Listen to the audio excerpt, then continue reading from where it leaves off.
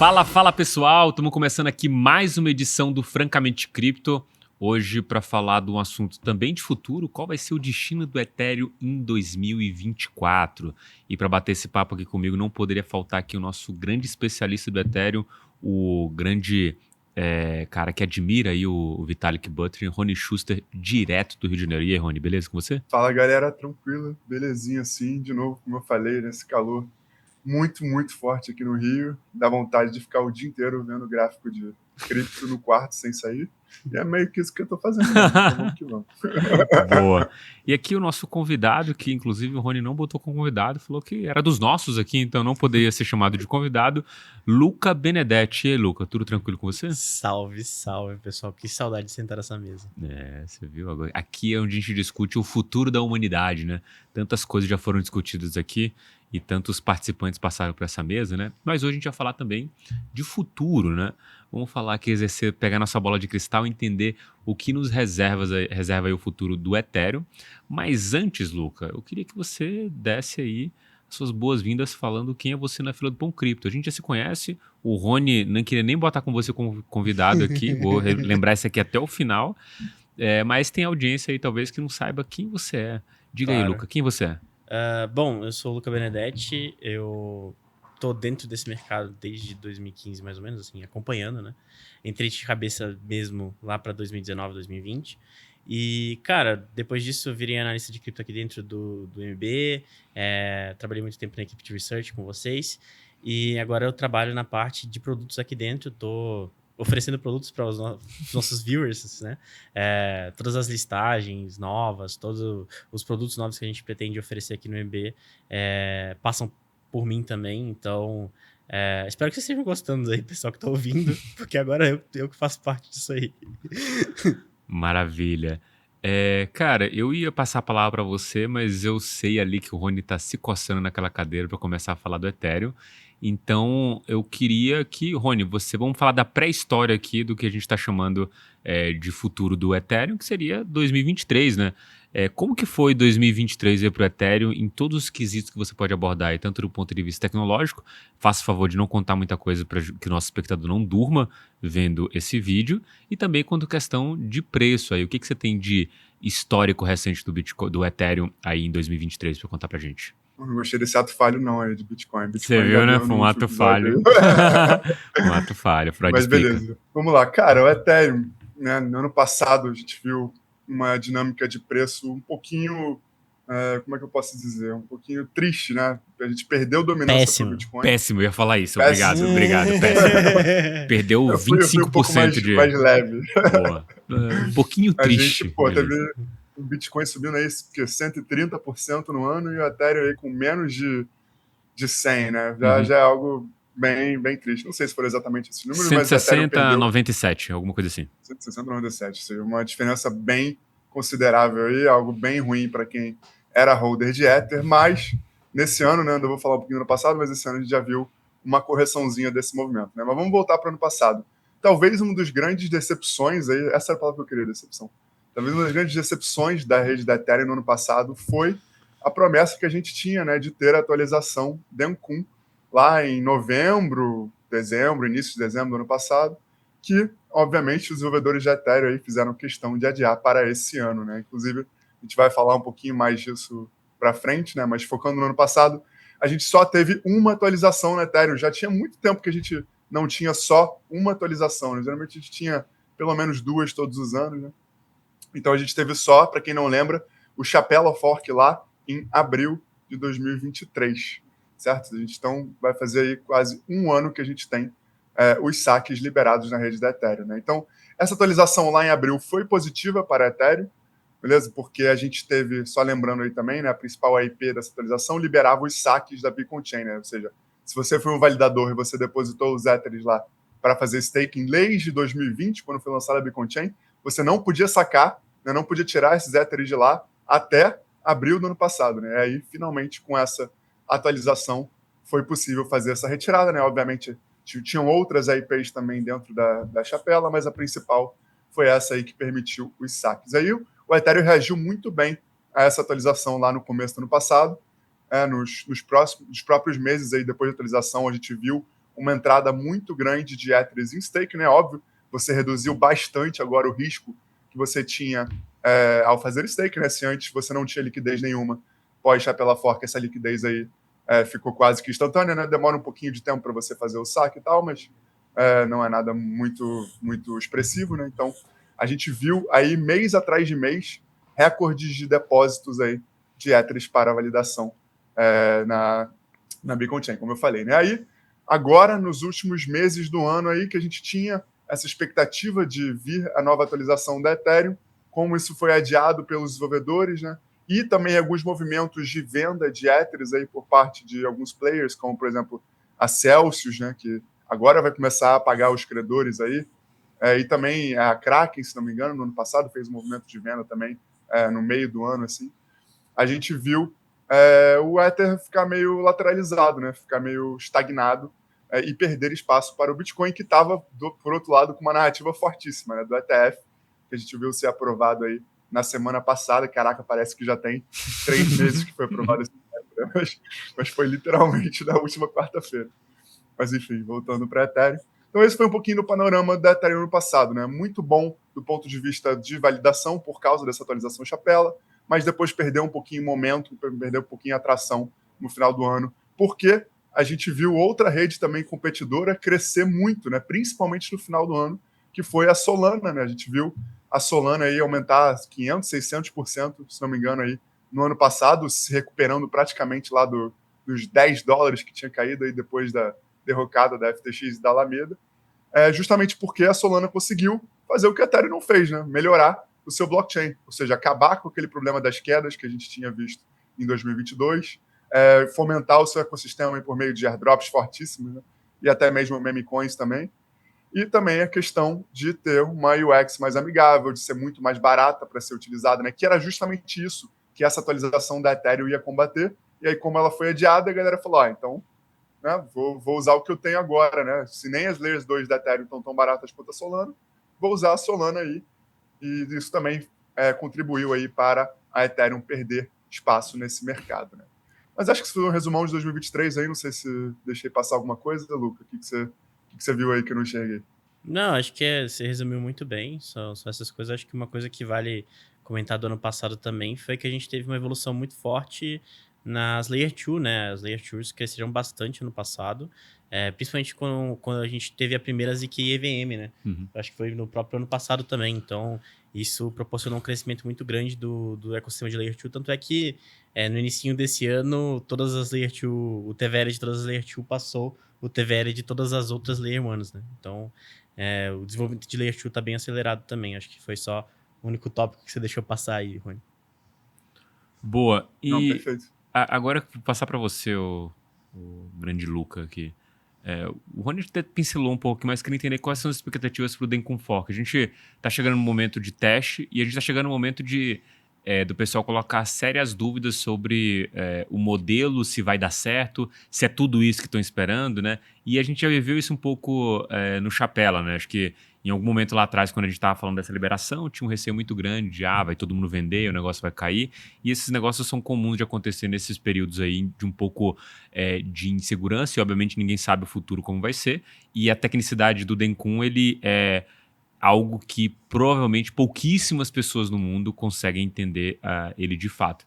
Então eu queria entender as suas expectativas aí para esse fork aí, que se tudo correr bem, deve acontecer no primeiro trimestre. Bom, dando uns passos para trás e falando desse receio que a galera sempre tem e das coisas que sempre brotam, eu acho que isso é um movimento comum quando tem atualização do Ethereum. Assim. O Ethereum ele passa muito por esse FUD cíclico a cada atualização. No Merge foi isso, no Chapela Fork foi isso, e agora tem isso com o Dencun, né? Antes do Dencun fica todo mundo falando, isso aí não vai servir para nada, todos os rollups vão usar a Celestia, ou, enfim, a EigenDA, ninguém vai ligar para isso, para esses blobs e blá, blá, blá, blá, blá, blá, blá, blá. Chega na hora do fork, de fato, e aí os devs da Ethereum mostram que, na verdade, não era nada disso que todas as pessoas fazendo FUD estavam falando, e, de fato, as pessoas começam a usar a tecnologia e, enfim, é muito melhor do que todo mundo esperava que fosse. Então, acho que a gente vai passar por um ciclo muito parecido de novo, um ciclo em que todo mundo vai martelar em cima do Ethereum, e acho que esse ciclo já está meio acontecendo, principalmente porque a gente está passando por um momento em que algumas altcoins específicas dão outperform no Ethereum, e aí por conta disso as pessoas falam, o Ethereum tá morto, a Solana vai substituir o Ethereum, o Ethereum tá morto, agora é Cosmos, agora é Celeste, Injective, enfim, insira a Layer 1 do momento aqui na minha fala, né? Como a gente tá nesse momento do ciclo, é muito fácil bater no Ethereum. Extremamente fácil. Uhum. Tanto é que se você entrar no Twitter, eu não dou, sei lá, 5 minutos pra você ler algum take desse tipo que eu acabei de falar. Só que o que acontece com o Ethereum em si, né? O Ethereum, ele tem um problema, ele tem uma vantagem que também é um problema. A vantagem do Ethereum ele tem a maior base de usuários. Mas isso passa a ser um problema também, porque toda atualização que o Ethereum tem que passar tem que ser extremamente bem pensada, tem que ser extremamente bem executada e não pode deixar nenhuma margem para erro. Então, isso é uma vantagem e uma desvantagem ao mesmo tempo, né? Tipo, por um lado, você é o líder do mercado. Uhum. Por outro lado, você também é o líder do mercado, né? Então, você não pode fazer nenhuma cagada. Então, por conta disso, as atualizações do Ethereum, elas tendem a ser muito devagares, né? Elas tendem a atrasar, elas tendem a ser desafios técnicos que talvez os desenvolvedores eles tenham que repensar a data de lançamento algumas vezes antes de lançar de fato. Porque, cara, é como se, sei lá, pensa no mercado de browsers hoje em dia. 90% do mundo usa o Chrome. 90% do mundo usa o Chrome.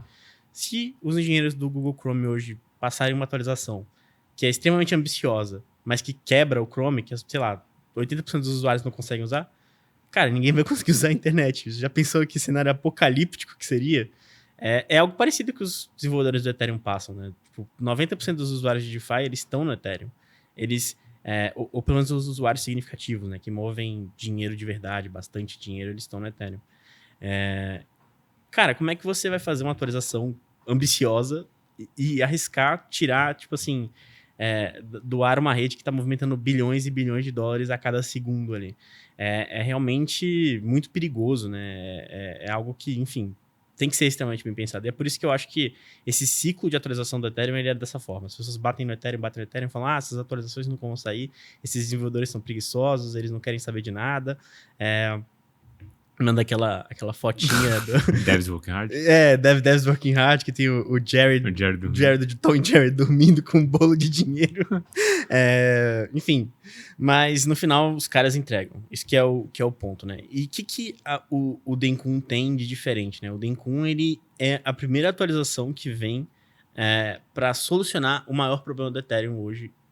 Eu diria o segundo maior problema do Ethereum hoje, mas por consenso é o maior problema do Ethereum hoje, que é a escalabilidade.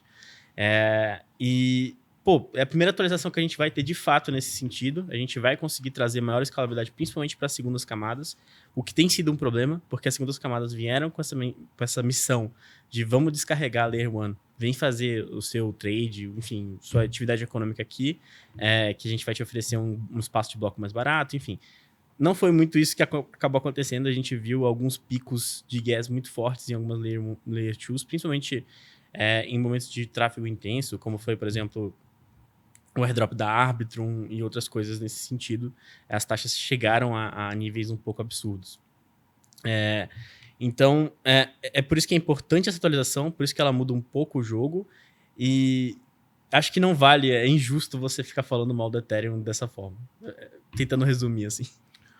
Maravilha. Eu tenho uma questão aqui, que eu acho que eu até vou pular uma das perguntas aqui, vou deixar essa por último, questão de expectativa de preço e tudo mais, que é esses dois mundos que vão acontecer em 2024.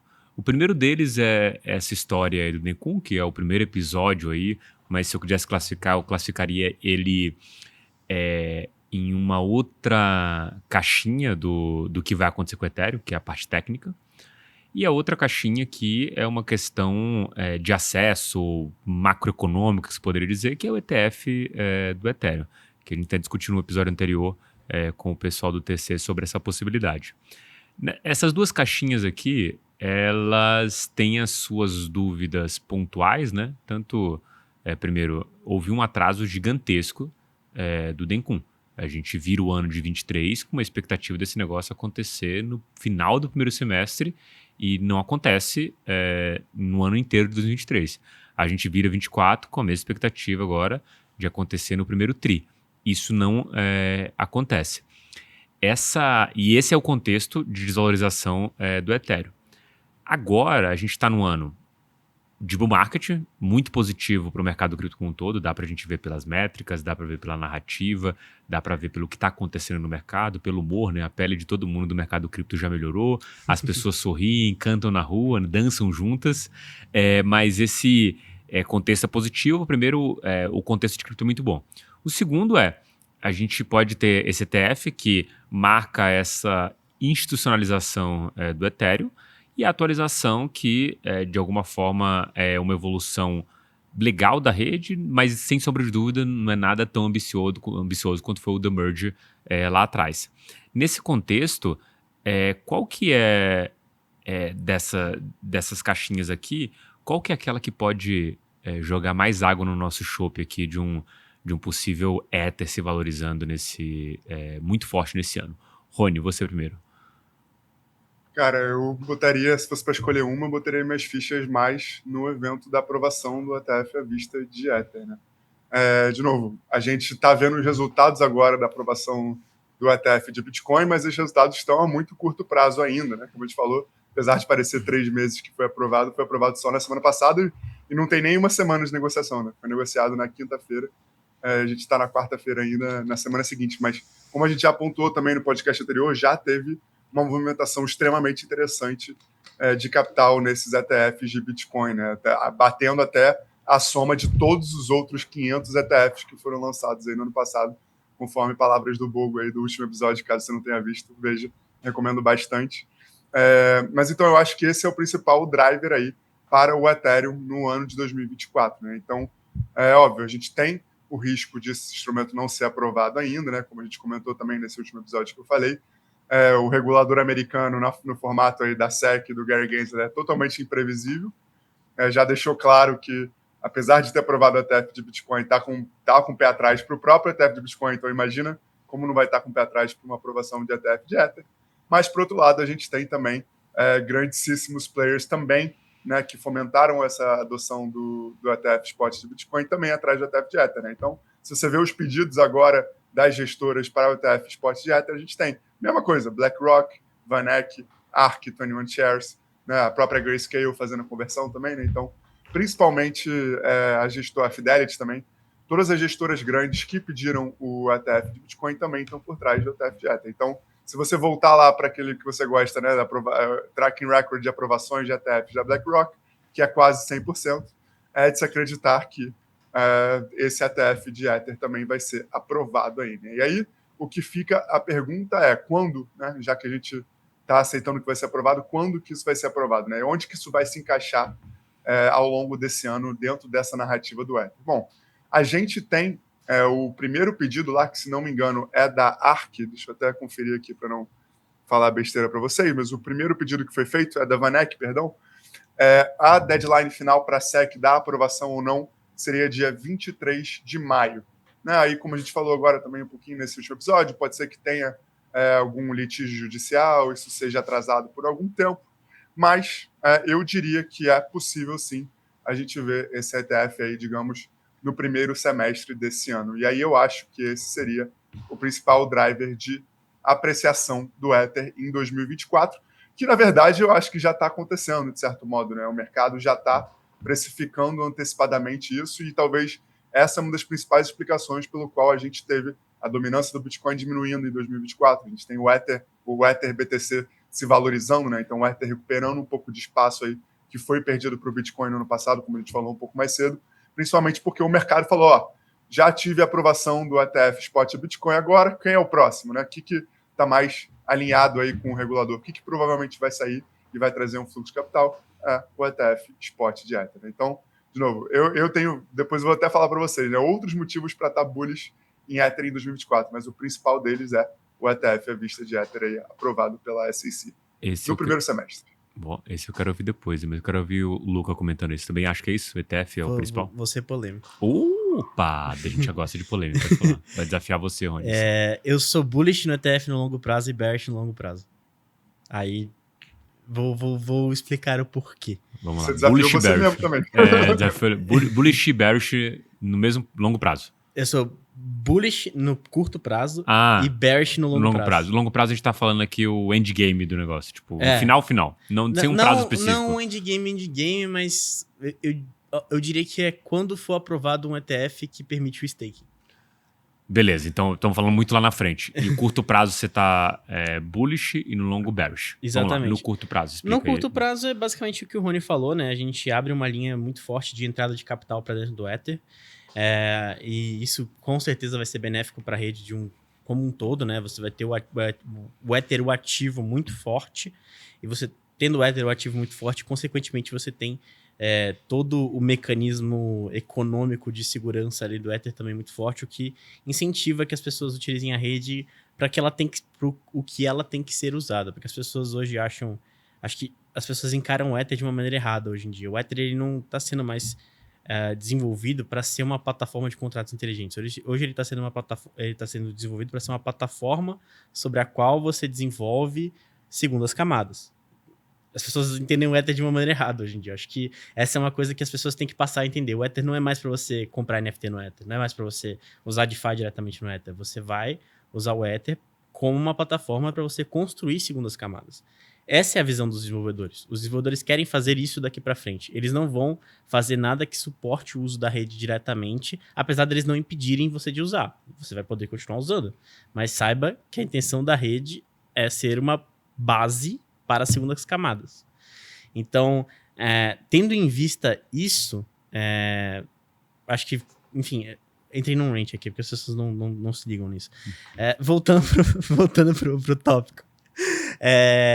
Por que eu tô bullish no curto prazo, né? Justamente essa entrada de capital, fluxo de capital muito forte, o preço do Ether se valoriza e a gente tem um efeito muito parecido com o que a gente deve ver no Bitcoin ao longo desse ano. Porque eu estou bearish no longo prazo.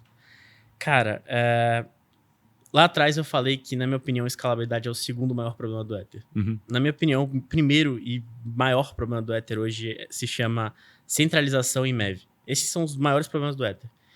E não existe hoje, pelo menos não de forma tangível, uma solução já criada e preparada para ser desenvolvida, né? Não tem nada em prod. É tudo em teoria ainda. As pessoas ainda estão na fase de criar conceitos para você conseguir solucionar esses problemas. Você tem o PBS, você tem algumas outras coisas ali que estão sendo desenvolvidas nesse sentido, mas nada que esteja pronto para rodar na próxima atualização do Ethereum, nada que esteja, enfim, pronto para chegar na mainnet. Nesse contexto, você tem a Lido hoje, que é um player gigantesco em questão de liquid staking. Os caras, eles têm 33% do stake da rede, pelo menos da última vez que eu vi. Eu não sei se esse número ainda está correto. Mas é uma porcentagem gigantesca do que a rede tem de stake hoje. Eles têm um poder gigantesco sobre o que é feito de MEV na rede, enfim. N outras coisas, né? Existe o coeficiente lá de Nakamoto. O coeficiente de Nakamoto do Ether está muito ruim por conta da Lido, porque a Lido concentra um poder gigantesco. Aí você pensa, a Lido tem um poder gigantesco por quê? Porque tem muita gente que investe via Lido. A galera, em vez de fazer stake na marra, rodar o nó em casa e tudo mais, prefere usar a Lido porque é mais conveniente. Então, é muito conveniente usar a Lido, ligo lá no contrato inteligente, ele já bota para mim para fazer stake, eu consigo usar como colateral na Aave para tomar empréstimo e tal. Massa. Agora você leva isso pro máximo de escala, né? O que seria o máximo de escala? O que seria a Lido on steroids? É o ETF de Ether que permite o staking. Uhum. Porque o ETF de Ether que permite o staking, ele é o mais cômodo de todos. Pro cara que, eu sou um mega investidor, vamos dizer assim. Eu sou um cara que tem capital de verdade. Eu não vou me preocupar em usar a Lido. Eu vou usar o ETF da BlackRock que faz staking para mim. Então, com esse fluxo de entrada de capital, você cria uma nova Lido que é a BlackRock. E aí, sinceramente, eu prefiro que a Lido tenha esse poder do que a BlackRock. Então você entra nesse tipo de problema. Obviamente que a BlackRock não vai ser a única que vai ter um ETF de staking, você vai ter outras empresas que têm ETFs de staking também. Isso pode ser benéfico para a descentralização da rede, não acho que isso não possa ser benéfico de alguma forma, mas eu tenho medo de o fluxo de capital ser tão grande em um ETF específico que permita o staking que você cria uma Lido monstruosa. Porque a Lido hoje, querendo ou não, ela é uma DAO. As pessoas governam a Lido, né? As pessoas têm poder de voto na Lido. Se elas quiserem, elas dizem sim ou não para alguma proposta específica. Agora, quem manda na BlackRock é o Larry Fink. Se ele quiser fazer alguma coisa, ele vai fazer. Ninguém impede ele. Os shareholders da BlackRock impedem, né? Mas, enfim. Se estiver alinhado com alguma coisa que queiram fazer, vão fazer. Tipo, é uma empresa em si, né? Exatamente. Então, para mim, esse é o problema que me deixa bearish no longo prazo para a aprovação de um ETF spot de Ether. Quando rolar a aprovação de um ETF spot com staking para Ether, eu ficaria muito preocupado por conta disso. Se eu fosse um desenvolvedor do Ethereum hoje, tendo esse panorama na minha frente, eu talvez me preocuparia muito menos com a Dencun e passaria a me preocupar com essas outras coisas e em fazer elas chegarem na mainnet o mais rápido possível. Mas é isso. Rony, assim, esse é um assunto que a gente nem tinha pincelado no outro episódio. Acho que a gente conversou especificamente sobre isso do stake, assim, mas você tem uma visão bearish, olhando a óbvia ótica do Luca aqui, para esse futuro quanto a um ETF de staking? Cara, eu não tenho uma visão tão bearish assim, não. Eu acho que, por exemplo, no próprio Brasil, né, a gente já tem um ETF spot de Ether, né, como já tinha também um ETF spot de Bitcoin, mas a gente não tem um ETF spot de Ether em stake, né, que é justamente isso que o Luca está dizendo. Né? Se a gente está falando que vai sair um ETF spot de Ether sem staking nos Estados Unidos, sei lá, em maio, junho, julho desse ano, eu acho que um ETF spot de staking demora pelo menos aí um ano, no mínimo, assim, sendo muito otimista, ou seja, sei lá, um ano depois dessa aprovação, né? Meio de 25. Sendo muito otimista, tá? Eu acho que na prática demoraria mais ainda. E, cara, até lá, eu vejo, né, se a Ethereum mantiver o ritmo aí de 2 atualizações por ano, eu vejo, pelo menos, um interesse por parte dos devs e da comunidade de modo geral em começar esse processo de centralização. Eu concordo com o Luca que o processo de centralização é algo muito problemático. Talvez eu ainda acho que é o segundo maior problema, ainda acho que a escalabilidade é o maior problema por enquanto, mas ainda assim, de qualquer jeito, é um problema muito grande. E sim, acho que vendo esse ETF de Ether com o staking seria um problema muito grande, porque você teria uma concentração muito grande de um player desse tipo. Mas meu ponto é justamente que vai demorar muito para a gente ter um ETF desse tipo ainda. Na minha cabeça, aí, pelo menos uns 2 anos de agora, ou pelo menos 1 ano e meio, que é bastante tempo.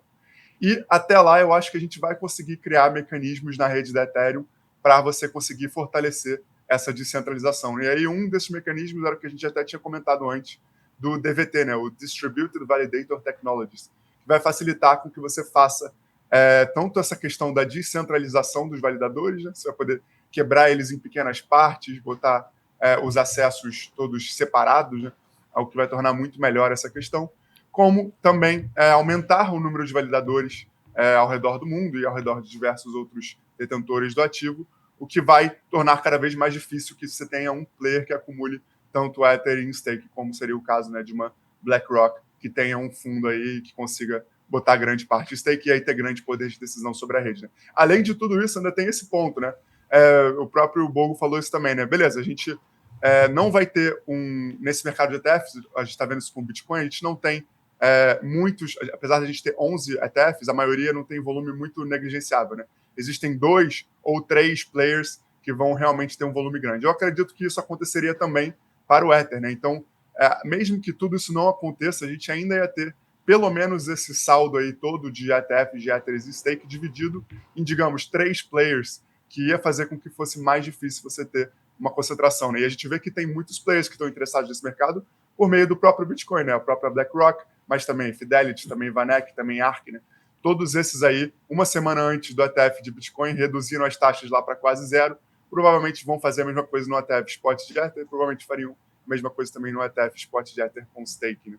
Então, acho que esse fluxo de capital grande via mercado institucional ainda ia se dividir nesses 3 players, e aí eu acho que nessa altura do campeonato, daqui a 2 anos, isso não representaria um risco grande para a descentralização da rede, beleza? Mas, de novo, estou assumindo algumas coisas. Estou assumindo que o DVT vai crescer muito, que a gente vai resolver também o problema do MEV de algum jeito. Estou assumindo que, enfim, o volume de capital não vai ser tão grande. Tá assumindo que os desenvolvedores vão trabalhar, basicamente, né? E que os desenvolvedores vão trabalhar também. Né? A gente viu que nem sempre é verdadeiro, né? Mas, enfim, minha opinião é essa. Eu acho que até isso sair, a gente já consegue resolver esse problema da descentralização E espero que também o da escalabilidade, né? Mas aí é o ponto do Demcon agora, que a gente deve falar daqui a pouco. E acho que vamos endereçar esse ponto da atualização e tal, até falar do teste aqui no fork na Goerli, que é essa questão dos devs. Assim, eu não vou recobrar diretamente o que foi, mas... Não, lembro agora. Saiu mais ou menos o relatório da Messari, com o Ryan Selks batendo e assoprando ali no Ethereum. E naquela mesma semana saíram algumas pessoas falando sobre isso, e aí tá chegando acho que no final do ano, eu tinha virado o ano, não lembro de cabeça o que era, falando sobre essa situação do Ethereum, de desvalorização em relação ao Bitcoin, e justapondo com a Solana, que tinha voado naquele ciclo, falando da tecnologia, que o negócio tinha se recuperado, e que o Ethereum perdeu o bonde, e aí os devs na mesma semana reagiram e deram datas aí para o teste nas testnets. Você olha para aquilo e fala, beleza, tem uma briga de ego aqui que de alguma forma, ela não é ruim para a competição dos protocolos em si. Obviamente, não é ruim para quem tem Ethereum na carteira, justamente porque está muito claro que o Ether e essas plataformas de contrato inteligente, de alguma forma, elas estão reagindo a essas atualizações. Fora algumas que têm um mecanismo aí de incentivo para staking e tudo mais, mas várias delas reagem a essas atualizações. E nesse sentido, me vem muito essa dúvida do primeiro colocado aqui, né, do cara que é o líder, né? Ele não tem um lugar onde ele possa se agarrar e falar, não, eu quero chegar aqui nesse ponto, né? Quero dizer do tipo tamanho de market cap ou qualquer outra coisa. Eu quero superar o Bitcoin. Pô, não estou falando nem da mesma coisa, nem da mesma comunidade. O Ethereum é líder no setor dele de contrato inteligente ou, como o Luca está falando, a plataforma de desenvolvimento de L2. Tipo, ele é o líder. Se você pegar várias métricas, é isso. A tecnologia a gente pode discutir que tem outros caras melhores. Mas nesse sentido, a gente fica muito mais aqui com o desafio de um cara que está numa tendência muito boa, que é a Solana, vindo atrás aí com tudo do Ethereum, e o Ethereum numa situação meio estacionada, até pela situação dele de ser o primeiro colocado, tipo, se eu fizer um movimento brusco, eu vou quebrar coisas que eu não quero, eu preciso ir de maneira bem mais lenta, né? Só que nessa justaposição, quando a gente olha o histórico, o Ethereum, ele fez uma coisa parecida no passado, tanto do ponto de vista de desenvolvimento quanto de valor, e mesmo assim conseguiu entregar uma das coisas mais ambiciosas do mundo tech, que foi o Merge. Onde que está isso, né, na perspectiva de vocês? Não, temos um grupo bom, que tem no curto prazo se comportado de uma maneira ali não tão pró-evolução tecnológica, ou de fato temos um grupo bom que vai continuar assim, porque não existe um incentivo aqui muito claro para esse cara se mexer, sendo que ele ainda é o primeiro colocado. A gente não está falando... O cara está no retrovisor. A gente não está falando que ele perdeu espaço e precisa correr atrás. A gente está falando que ele não quer que o cara chegue perto. Assim. Como você consegue ver? Se você, Rony, que tem aí, assiste provavelmente o vídeo de YouTube mais chato que existe no mundo, que são a reunião dos devs, mas que o Rony gosta. Qual que é o seu sentimento quanto a isso? Não, os caras... É uma percepção de fora, tipo a gente olha no futebol e fala, os caras não querem jogar nada, todo mundo tá rico e tudo mais, e a gente de fora que não entende nada que o cara passa o dia inteiro treinando, não vê a família, passa Natal treinando, ou não, existe ali uma situação que você vê que tipo, não, esses caras aqui estão, em algum momento eles são tão preguiçosos quanto qualquer trabalhador normal seria em situações parecidas. Cara, baseado no que eu vejo deles, vou te falar que me parece mais a situação de que realmente é uma parada mais complexa do que a gente está pensando, né? Até, beleza, o merge foi extremamente mais complexo, mas não quer dizer que essas outras atualizações não sejam complexas, né? Pelo aquilo que o Luca falou também, né? Para começar, qualquer coisa que você mude já tem bilhões de dólares aí travados, né? Tipo, bilhões de dApps e pessoas envolvidas e milhares de desenvolvedores, diversos times, diversos clients, né? Cara, tipo assim, eu já trabalhei com desenvolvimento de software em projetos pequenos, obviamente, né? Já era difícil você fazer alguns tipos de mudanças básicas, porque, sei lá, a equipe tinha que aprovar, o project manager tinha que aprovar. Imagina um projeto de software que tem bilhões de dólares e centenas de equipes, né? Isso que eu estava falando aqui agora, né? É muito mais difícil do que a gente está falando, beleza? Eu estou, talvez, tomando um pouquinho as dores dos desenvolvedores. De novo, não quer dizer também que eles não podiam ter um schedule bem mais firme, óbvio que podiam, mas eu acho que eles prezam mais pela segurança do que pela entrega, né, em si. E eu acho que está certa essa filosofia, né? Esse é o ponto. Eu reclamo dos atrasos deles, mas no fundo eu prefiro muito mais que tenha esses atrasos e eles consigam entregar uma parada boa, segura, do que efetivamente tentar entregar tudo e dar algum problema na rede, né? Que seria totalmente horrível em todos os sentidos, né? Então, tipo assim, eu acompanho as reuniões dele, né? Aí eu vejo lá, cada discussão demora muita coisa, porque é isso. Por exemplo, agora tá a parte do Dencun, agora já está na parte da implementação, né? A gente vai até falar isso. A gente viu hoje uma rede de teste sendo atualizada. O que eles estão discutindo agora é da próxima atualização, né? A Praga Electra, que deve ser aí, sei lá, ou final do ano, ou talvez só ano que vem. Cara, só para discutir as IPs que vão entrar e que não vão entrar, já são umas, sei lá, 10 reuniões, tipo, e até mais coisas ainda também, né? Porque aí você discute uma coisa, aí o cara vai lá, troca, aí o cara vai lá, não, mas eu falei isso no fórum, tu não leu no fórum, caralho, vai lá, vê de novo, não sei o quê. Tipo, é isso, e pensa que é isso vezes, sei lá, muita gente, né? Sei lá, uns 15 equipes de desenvolvimento com 500 desenvolvedores, né? Então, eu acho que realmente não é. A gente zoa muito os devs, mas não é preguiça deles. Eu acho que realmente é uma parada que cresceu de uma maneira que é muito difícil você gerenciar tudo isso.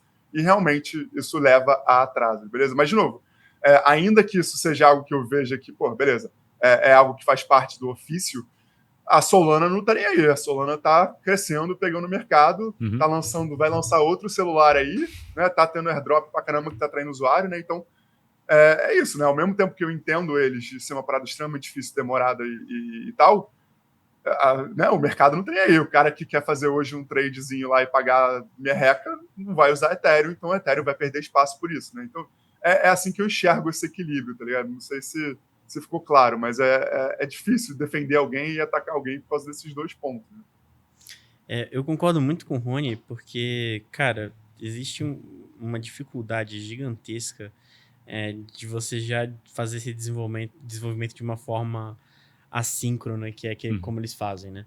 E além disso, você tem, tipo assim, sei lá, uns 5, 6 times trabalhando em clients que fazem coisas diferentes, com linguagens diferentes, e você tem que, no final, chegar no mesmo resultado, tá ligado? Você tem que, no final, fazer a mesma implementação numa linguagem diferente, com um time diferente. Então, tipo assim, não é que todos eles trabalham juntos, é que eles têm vários grupos que tem que chegar lá e falar, ó, todo mundo tá fazendo isso aqui, galera. Vamos todo mundo entregar isso aqui, só que você vai fazer em Java, você vai fazer em C#, você vai fazer em JavaScript, enfim. Eles definem lá qualquer... Enfim, dependendo do cliente, tem uma linguagem diferente, mas é uma coisa realmente muito difícil você conseguir alinhar e fazer com que todo mundo entregue tudo de uma maneira que esteja rodando e seja compatível, porque você tem que ter retrocompatibilidade entre todos esses clientes. Então, tipo assim, você tem que testar que o Geth funciona com Nimbus, que funciona com Lighthouse, que funciona com não sei o quê. Tipo assim, você tem que fazer todas as combinações possíveis, ver se não tem nenhum bug, ver se não tem nenhum problema, nenhum nada. Então, realmente, é um desafio gigantesco e... de fato, há uma simplificação, talvez, do que os caras fazem aí. Mas é o que você falou. Do outro lado, tem os outros times que estão hiper mega capitalizados, estão investindo pra caramba e estão, querendo ou não, comendo fatia de mercado do Ethereum. Eles estão comendo fatia de mercado do Ethereum. Você tem Celestia, você tem Injective, você tem Solana, você tem outras redes aí que vão surgir ao longo do bull market, porque sempre surge uma L1 safada ao longo do bull market. Então, é isso, cara. Os caras têm que ficar espertos, porque a gente pode estar vivendo um momento que a gente viveu, por exemplo, no tempo dos browsers, né? O Internet Explorer, todo mundo usava o Internet Explorer. Só que aí surgiu o Chrome e comeu toda a fatia de mercado do Internet Explorer. Então, eles têm que tomar cuidado com se houver um momento desse, né? Mas é isso. Esse é o meu ponto, talvez, quando a gente falar sobre isso, né? O Ethereum, de alguma forma, comparado com o Bitcoin, ele é um negócio que se move muito rápido. Para o maximalista do Bitcoin, ele é um negócio que não tem vários dos pilares que sustentam a ideia do Bitcoin. Tanto nessa questão, começando pelo mecanismo de consenso e várias outras coisas que eles adoram citar, principalmente que o contrato inteligente tem estruturalmente algumas coisas falhas, naturalmente que a gente está falando da tecnologia que está indo em construção. Só que quando a gente compara com outros projetos, talvez a gente possa dizer que as velocidades não sejam muito distantes. Assim, sei lá, eu penso na Solana, né? O Firedancer, que era o client que ia entregar 10 vezes a velocidade. Ainda não está pronto.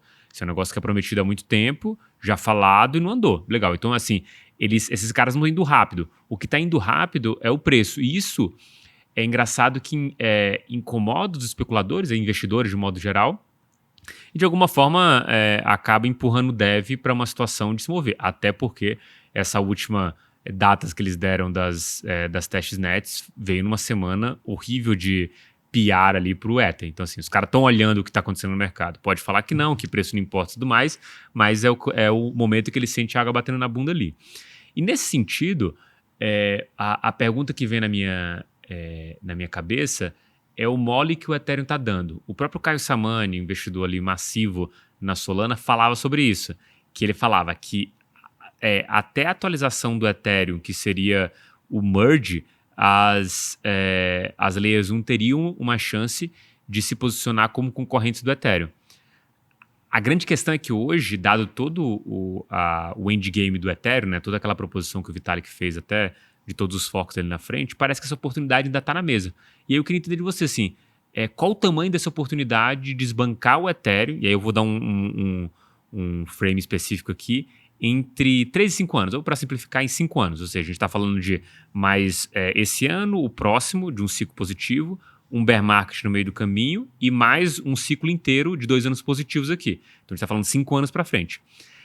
Qual é a chance desse cara ser desbancado por alguém? E aí vamos pensar numa métrica, sei lá, muito simples, um TVL da vida, pensando aqui de ponto mais prático, assim, quanto de dinheiro vai estar travado dentro da rede, que talvez seja o elogio mais sincero aqui, questão de dinheiro. Existe chance, Luca, disso acontecer? E além da Solana, qual que seria a outra coisa aqui? Se existe chance, na sua opinião. Cara, eu acho que existe chance. Eu diria que a chance é não nula. É uma chance que eu diria que ela não é grande. É uma chance, sei lá, no máximo 20% daria. Uhum. No máximo 20% de chance. De alguém desbancar o Ethereum até lá em TV. Até em 5 anos. Beleza. De alguém desbancar o Ethereum em 5 anos, eu diria que tem 20% de chance no máximo. Tá? E aí a gente pode colocar como competidores, enfim, N coisas que já estão aqui ou podem surgir nesse meio do caminho. Mas qual é o problema do Ethereum, né? E acho que você exemplificou isso muito bem, né? Existe uma janela muito grande de tempo no qual você consegue desbancar ele, né? Porque você tem todo um ciclo de atualizações que tem que ser feito, e esse ciclo de atualizações que tem que ser feito, ele vai levar tempo. Ele vai levar tempo. Pô, cada atualização que a gente tem que fazer, ela adiciona um nível de complexidade que os devs têm que colocar lá nos clients, tem que garantir que está funcionando, tem que passar por todos os testes, tem que... Enfim, tem N coisas que precisam ser feitas antes desse negócio chegar na mainnet, né? Então, existe uma janela de tempo gigantesca aqui, e eu acho que até o Ethereum estar, sei lá, 80% concluído, que eu diria que é quando essa janela deixa de existir, talvez sejam daqui a 10 anos, né? Não sei. O Rony talvez consiga dar um time frame mais acurado, vamos dizer assim. Mas eu diria que essa chance é não nula, tem uns 20% de chance aí. E hoje quem está mais bem posicionado para fazer isso, na minha opinião, é a Solana. Hoje quem está mais bem posicionado é a Solana. Pode mudar nesses próximos 5 anos? Pode e deve. Uhum. Mas se eu tivesse que apostar num cavalinho que vai passar o cavalinho do Ethereum hoje, esse cavalinho seria o cavalinho da Solana. E você, Rony, sem maximalismo aqui, hein, nesse podcast, hein? Sem clubismo. Não, cara, sem clubismo, vamos lá. Cara, eu acho que pro roadmap da Ethereum estar completo, né, esse roadmap aí vai durar mais de 10 anos, né? Tem muita atualização que tem que ser feita, aí, muito ajustezinho. Mas o ponto é a gente resolvendo os problemas, os principais problemas, à medida que a gente vai liberando esse roadmap. Então, na minha opinião, o principal problema agora é a escalabilidade, né? Então, isso tem que ser resolvido o mais rápido possível para que as outras chains não consigam ultrapassar a Ethereum nesses indicadores todos, né? Mas em relação à possibilidade da Solana passar a Ethereum, eu acho que, assim como o Luca falou, concordo com ele, acho que é totalmente possível. Não acho que é muito provável, né? Fazendo um paralelo com o futebol aí.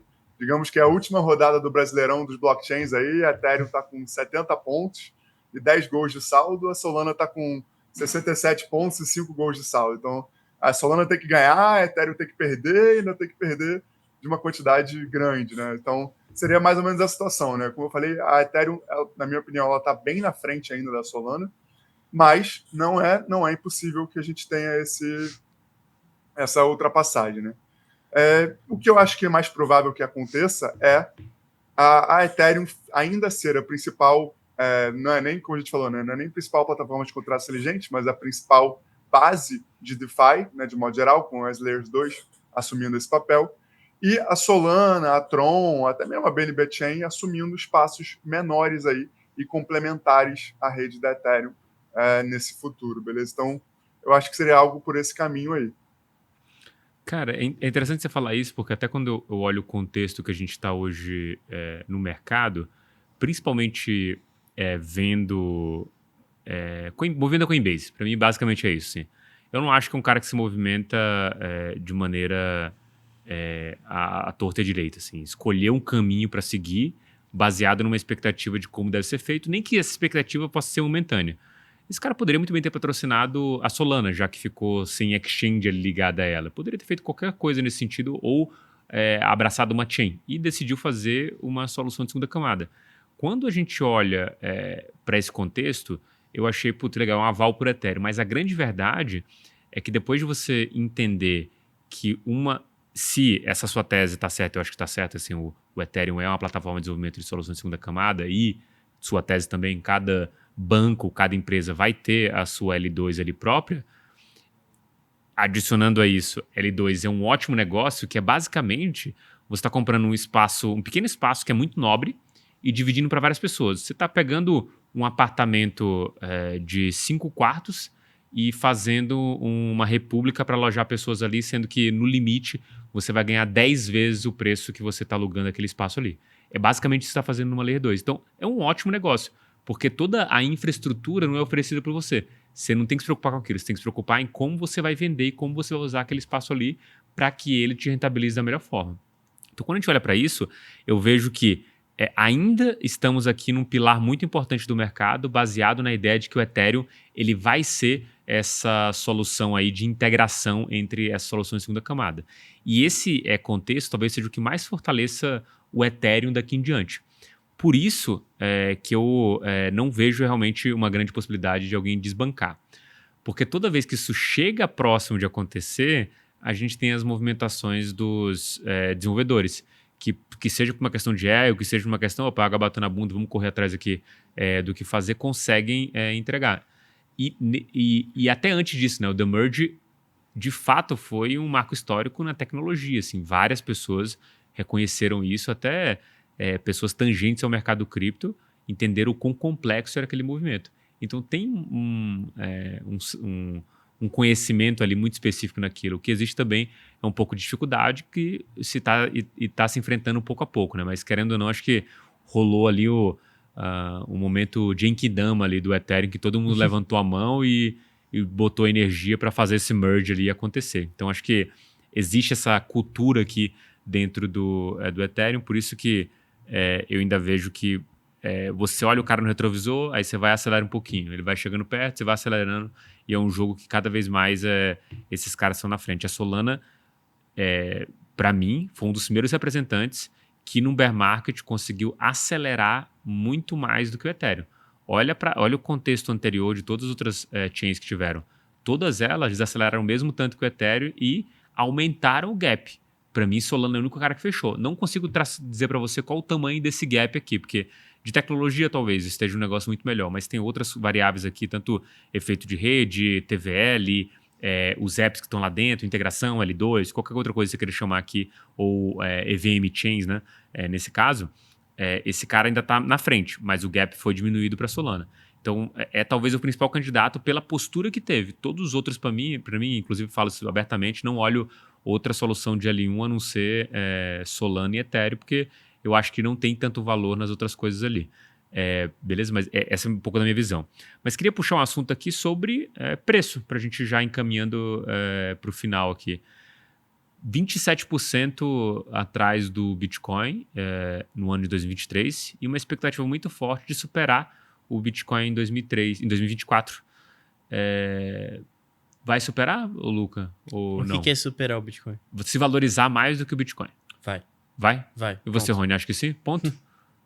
Nem precisa de probabilidade aqui, arma na cabeça, aposta, 2 contra 1, vai. É isso. Não, acho que sim, mas posso te dar 5 motivos pelos quais Que estou bullish aí isso? para a 5 Ethereum motivos pelos 2024. quais e o quinto vai te impressionar. Vai lá, Rony. Você, faça o Na seu pitch. verdade, o O primeiro vai quinto vai ser impressionar. O primeiro que O inacreditável. quinto é inacreditável. Vai lá, manda lá. Quero ouvir. 5 Não, o motivos. primeiro, não vou me estender, porque a gente já falou muito no começo, que foi a questão do ETF Spot de Ether, né? Acho que isso já deixamos claro que a gente acha que esse vai ser até o mesmo principal desses 5 drivers aí de valor para o ano de 2024. Mas vamos olhar alguns outros interessantes também. Primeiro, deflação pós-merge, beleza? A gente vai bater agora 500 dias do merge, né? Vou ser mais exato para vocês, hoje a gente está com 489 dias, então mais um pouquinho menos, daqui a 10 dias a gente bate 500 dias do merge e a gente está deflacionário na rede da Ethereum, tendo queimado aí mais Ethers do que emitidos, 350 mil quase, um pouquinho menos Ethers queimados a mais do que emitidos. Mas você vai falar, Rony, mas isso não é nada, o que é 350 mil Ether? A gente sabe que existem mais de 120 milhões em circulação, isso aí é uma fração que não importa nada. Eu falo, calma, jovem, é isso. Isso vai sendo acumulado ao longo do tempo, né? Esses últimos 500 dias foram queimados isso, mas se a gente começar a ter mais Layer 2, começar a ter mais onboard de pessoas, mais atividade, mais novas wallets, mais gente entrando, mais coisa sendo negociada na rede, a gente vai ter uma queima maior, né? E essa queima vai se acumulando aí ao longo do tempo, e aí daqui a pouco a gente vai diminuir esses 120 milhões de Ethers para 119, depois 118, depois 117, e para o longo prazo aí eu vejo isso muito bullish para o Ethereum. Então esse seria o segundo motivo. O terceiro motivo, que a gente já falou um pouquinho, obviamente é a atualização Dencun, né? Que agora espero realmente que saia aí março, até no máximo abril desse ano aí, né? Já que os desenvolvedores já atrasaram bastante, pelo menos espero que eles não atrasem mais ainda. E também não só a atualização tem que sair de modo seguro, né, e correto, como a gente está esperando, mas a gente tem que também acompanhar os efeitos dessa atualização, beleza? Porque eu já vi alguns desenvolvedores e alguns analistas questionando sobre se essas promessas associadas à escalabilidade do Dencun realmente vão se concretizar, beleza? Ou seja, se o preço realmente vai cair para as Layers 2 como está sendo esperado aí, ou seja, pelo menos entre 10 e 100 vezes mais barato aí do que a gente tem hoje em dia, né? Então, de novo, essa atualização, primeiro, que ela tem que sair numa data razoável, segundo, ela tem que sair de forma segura e, terceiro, ela tem que funcionar efetivamente na prática, né? Não adianta nada ela sair e tornar o preço só 2 vezes mais barato, porque aí a Solana vai continuar mais barata, por exemplo, e a gente não vai ter nenhum resultado bom, né? Mas, supondo que essas 3 coisas também aconteçam, eu acho que esse é o terceiro motivo para a gente estar bullish aí com o Ethereum nesse ano. Quarto motivo, o Luca comentou, eu tinha esquecido de falar, mas é a questão das Layers 2 estarem bombando bastante. Beleza? A gente viu o TVL aí, tanto em dólar quanto em Ether, das Layer 2 crescer bastante no ano passado. Esse ano a gente está vendo também bastante. Aí, beleza, você pode argumentar que é mais por causa de novos players, promessa de airdrop, meme coin, mas, de qualquer jeito, isso tudo vai continuar existindo sempre e vai ser bullish aí para a Ethereum de modo geral, né? Então, acho que isso também vai ser uma tendência que vai se manter e vai ser positivo. E aí, por final, o quinto motivo seria a questão do restaking, RWAs e diversos outros segmentos aí que podem crescer muito em cripto em 2024 e basicamente na rede da Ethereum, né? Então, esse mercado de tokenização que é absurdamente grande em termos potenciais, talvez demore um pouco mais de tempo para efetivamente ficar estabelecido isso on-chain, mas alguma hora vai ser atingido esse nível e a gente pode caminhar bem isso nesse ano, né? E também essa questão de restaking, que está dando muito o que falar aí nesses últimos meses agora, né? Principalmente com EigenFi, EigenLayer e todos esses projetos aí que estão investindo muito nisso. Também acho que pode ser um driver de crescimento forte para a Ethereum em 2024. Aí esse seria o meu quinto motivo. Que Mas é isso, velho. basicamente isso. O cara veio preparado para fazer a Mandou ver. defesa do Eu ativo vim dele, né, preparado pra velho? tese. Você viu? Eu queria fazer um comentário sobre o quarto motivo que o Rony deu, que foi o crescimento das L2. Ele falou que tá crescendo por causa de airdrop, meme coin, não sei o quê. Cara, por que as L2 estão crescendo? É isso aí também, pô. Então tá certo. Tá crescendo como tem que crescer. Exatamente. É entretenimento, né, velho? Quando eu tava vendo aquele filme Sociedade da Neve, Netflix, né? Mano, os caras estavam ferrados dentro de um avião que caiu há 30 dias no meio da neve, com um monte de gente morta, comendo carne humana, e eles estavam fazendo cantorinha dentro do avião. O ser humano sempre encontra um jeito de se entreter. E em cripto foi isso, velho. É tipo isso. Airdrop, dinheiro de graça e cachorro de touca, né? Isso é o grande suprassumo aí do mercado cripto. Meme coin all the way. Cachorro de touca. É isso aí. Não tem essa não. Cachorro, gato, tudo de touca, né? Outro nível de meme coin.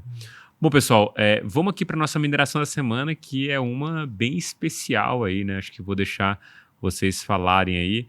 Vou falar primeiro o nosso convidado, que o Rony não botou como convidado aqui, o Luca Benedetti, comentar sobre qual que é essa mineração da semana, pessoal. Cara, não poderia ser diferente. O livro que eu escrevi juntamente a esse lindo Rony Schuster e ao ausente Bernard Pedra. Um beijo, Bernard, inclusive. A gente escreveu esse livro e já está disponível para você comprar tanto na Amazon quanto na Livraria da Travessa. E é o 101 Perguntas sobre Ethereum. Porque ouvir um podcast de mais de 1 hora sobre Ethereum não é suficiente para você. E você precisa ler 101 perguntas sobre Ethereum.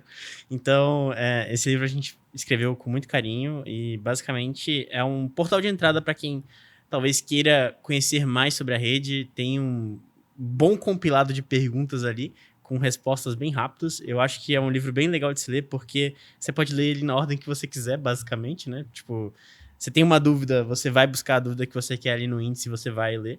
Então, acho que é uma coisa muito legal e principalmente um presente muito bacana para você dar para alguém que está começando a dar os seus primeiros passos em cripto. Mas se você quiser complementar, Rony... Não, quero me defender aí, que o André tá me atacando. Convidado, mas é porque, você não é convidado, você é parte integral dos nossos seres, pô. Por isso que eu te botei como participante mesmo. Brincadeiras à parte aí, cara, esse livro realmente a gente escreveu aí com muito carinho, eu e o Luca Bernard, ficou muito maneiro. E é bem isso que o Luca falou, né? Pô, todo mundo sempre vem com a gente, fala, tu trabalha com cripto, então me explica aí, o que é Ethereum, o que é, sei lá, o ETH, o que é staking, o que é... Tudo tá respondido lá, com um nível de detalhe interessante para quem já é avançado, mas mais focado também para quem é mais iniciante. Então, como o Luca falou, né? Pô, tu tem aquele parente lá, aquele tio, avô que não entende nada de cripto, dá esse livro aí de presente para ele, que vai ser muito maneiro para ele se introduzir nesse mundo aí, né? E também podem vir falar com a gente, né? A gente pode tirar dúvida a qualquer momento aí. A ideia é disseminar o conhecimento de cripto aí, que é algo ainda muito pouco conhecido, né? Obviamente, quem ouve a gente já conhece, já entende esse mercado, mas pensem no brasileiro médio, né? No afegão médio, a maioria nem entende o que é Bitcoin, nem entende o que é blockchain, nem entende o que é Ethereum, então nem se fale, né? E aí pode ser uma porta de entrada bem interessante aí para ser um presente, talvez um presente de Natal desse ano, né? O Natal acabou de passar agora, mas pode ser um presente de qualquer dia e vale muito a pena. Mas é isso. Boa. Até de Dia dos Namorados, se você tiver uma namorada aí que tá querendo aprender com...